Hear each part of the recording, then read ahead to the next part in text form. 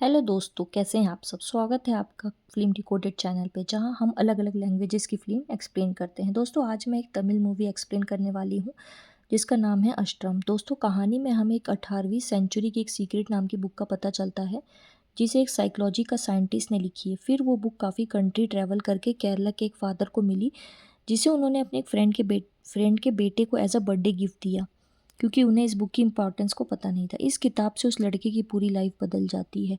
फिर कहानी present time में दिखाती है। हमें अखिल नाम के पुलिस इंस्पेक्टर की एंट्री होती है, जिसे उसकी वाइफ बोलती है कि क्या हुआ, रात में तुम क्यों नहीं सोए। फिर हमें पता चलता है कि अखिल एक केस में फंसा हुआ है और वो केस सॉल्व नहीं हो पाने के कारण टेंशन में है। फिर सीन में हमें दिखाया जाता है कि एक आदमी पार्क में सबके सामने अपने आप को चाकू मार लेता है। पार्क में मौजूद सब लोग शॉक हो जाते हैं। फिर हमें पता चलता है कि इसी टाइप के और सुसाइड्स भी हुए हैं और इसकी इन्वेस्टिगेशन अखिल कर रहा है। दोस्तों, अखिल जो है वो घायल है क्योंकि एक चोर गैंग को पकड़ते हुए किसी ने उसके ऊपर शूट कर दिया था और उसको शोल्डर पे चोट लगी थी। अखिल को उसके कॉलेज फ्रेंड का कॉल आता है और वो उससे मिलने के लिए बोलता है कि वो उसको केस के बारे में कुछ बताएगा। अखिल जब उससे मिलता है तो विजय नाम का वो दोस्त उससे सब पूछता है। फिर वो ये भी पूछता है कि तुम्हें ये चोट कैसे लगी। तब वो बताता है कि एक चोरी हुई थी, तब मुझे किसी ने गोली मार दी। तब विजय उसको एक कहानी सुनाता है। वो बोलता है कि बहुत साल पहले जापान में एक राजा सेना रहता था। वो एक बार अपने दरबार में किसी के साथ चेस खेला और हार गया। राजा को अपनी बेइज्जती महसूस होती है। वो उस सैनिक को अपने आप को मारने को बोल देता है। सैनिक चाकू से अपने आप को मार लेता है। सब प्रजा लोगों को लगता है कि उसने ज़रूर राजा को कुछ धोखा किया होगा, तभी राजा ने उसको सज़ा दी। तब इंस्पेक्टर अखिल बोलता है कि हाँ, कुछ समय पहले मुझे एक जली हुई किताब मिली थी और उसमें इस कहानी के बारे में लिखा था। तब इंस्पेक्टर अखिल बताता है कि वो कमिश्नर के पास गया था और उसने ये सब बात कमिश्नर को बताया था। कमिश्नर उसको ये केस सॉल्व करने के लिए रेडी हो जाता है।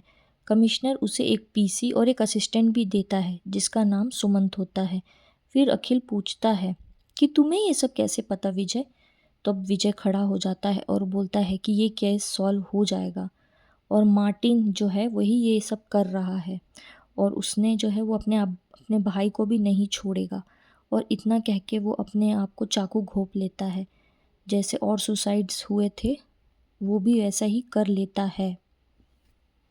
तभी एक और आदमी एंट्री लेता है। इंस्पेक्टर अखिल को लगता है कि यही मार्टिन है जिसकी वजह से ये सब सुसाइड्स हो रहे हैं, मगर वो आदमी असल में विजय का भाई किशोर रहता है और वो बोलता है कि मैं तो मंत्री हूँ, राजा कोई और है। और दोस्तों, वो भी खुद को चाकू घोंप लेता है। दोस्तों, फिर ये न्यूज़ सब जगह फैल जाती है और कमिश्नर ये केस अखिल से लेकर किसी और को दे देता है, क्योंकि अखिल के घर पे दो दो मर्डर हो जाते हैं इसलिए।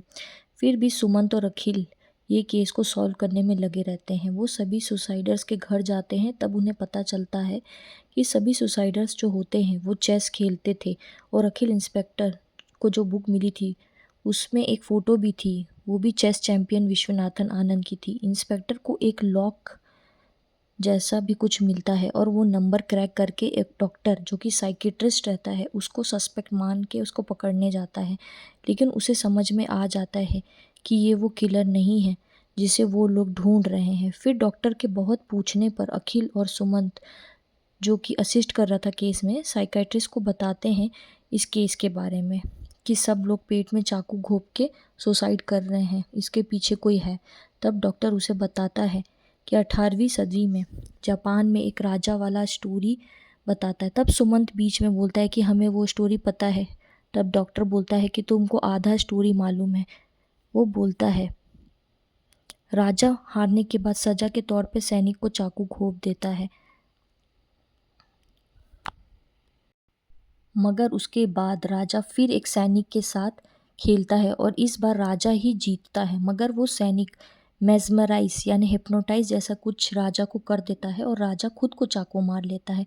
फिर अखिल और सुमंत घर वापस आ जाते हैं और फिर अचानक अखिल को लगता है कि ये बुक तो सिर्फ मेरे पास थी और इतना डिटेल में डॉक्टर को कैसे पता। उसे डॉक्टर पे शक होता है और वो सीधे साइकाट्रिस्ट के पास जाता है और बोलता है कि तुम ही मार्टिन हो जो सबको मार रहे हो। थोड़ी लड़ाई होती है उनके बीच, मगर तभी डॉक्टर खुद को चाकू घोंप लेता है। अखिल उसको हॉस्पिटल ले जाता है और वो बच जाता है। फिर डॉक्टर साइकेट्रिस्ट जो होता है वो उसको बताता है कि मार्टिन उसके दोस्त जो जेम्स का बेटा रहता है। जेम्स और उसकी वाइफ के 2 बेटे होते हैं जिनका नाम मार्टिन और बिट्टू होता है। मार्टिन थोड़ा शुरू से ही अलग रहता है और उसके फादर उसको ज़्यादा प्यार नहीं करते, मगर उसकी मम्मी उसे बहुत प्यार करती है। उसे चेस खेलने का बहुत अच्छा लगता है और जब वो जीतता है तब उसकी मम्मी उसको और लाड करती है। मगर उसकी मम्मी की डेथ हो जाती है किसी बीमारी की वजह से। मार्टिन अब और ख़तरनाक हो जाता है और चुपचाप रहने लगता है। एक दिन चेस में वो अपने भाई से हार जाता है। उसे बहुत बुरा लगता है और वो अपने भाई को मार देता है और कार में ले जाकर पहाड़ से नीचे फेंक देता है। जब उसके पापा घर आते हैं तब वो अपने छोटे बेटे को इधर-उधर ढूँढने लगते हैं, पर वो उनको कहीं नहीं मिलता। तभी उन्हें पुलिस स्टेशन से कॉल आता है और वो और मार्टिन पुलिस स्टेशन जाते हैं। तभी एक बच्चा बोलता है कि हाँ, इसी इसी को मैंने पहाड़ से किसी की बॉडी को फेंकते हुए देखा था। और दोस्तों, कहानी में पता चलता है कि आई विटनेस कोई और नहीं, हमारा हीरो यानी अखिल इंस्पेक्टर है, जो कि उस समय छोटा बच्चा ही रहता है। पहाड़ पे जाकर बहुत ढूंढने के बाद भी कोई बॉडी नहीं मिलती। मार्टिन पे कोई केस नहीं होता। इंस्पेक्टर जेम्स को फेवर करता है। फिर मार्टिन का ट्रीटमेंट होता है और साइकेट्रिस्ट ये बोलता है कि मार्टिन को हार बर्दाश्त नहीं हो रही है, इसीलिए उसको अच्छे चेस प्लेयर से खिलवाना और हराया जाना चाहिए। और मार्टिन कुछ चेस प्लेयर के साथ खेलता है और हारा जाता है। एक बार जब जेम्स और डॉक्टर की बात मार्टिन सुन लेता है कि ये लोग मेरे को चेस में हरा रहे हैं, तब उसको और बहुत गुस्सा आता है और वो अपने पापा को जला के मार देता है।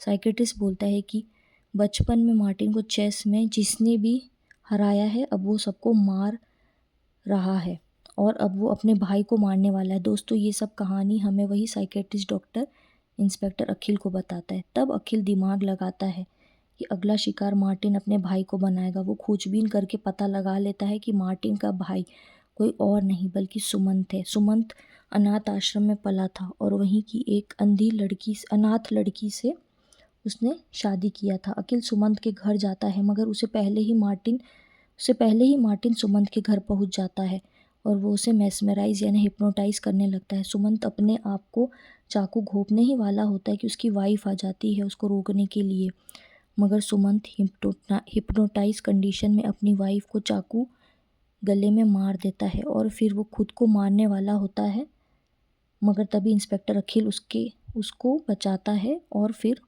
मार्टिन और अखिल की थोड़ी फाइट होती है, मगर मार्टिन अपने आप को चाकू घोंप लेता है। फिर हमें दिखाया जाता है कि हॉस्पिटल में कि इंस्पेक्टर अखिल और कमिश्नर ये पूछते हैं कि आखिर तुम्हें मार्टिन ने क्या कहा।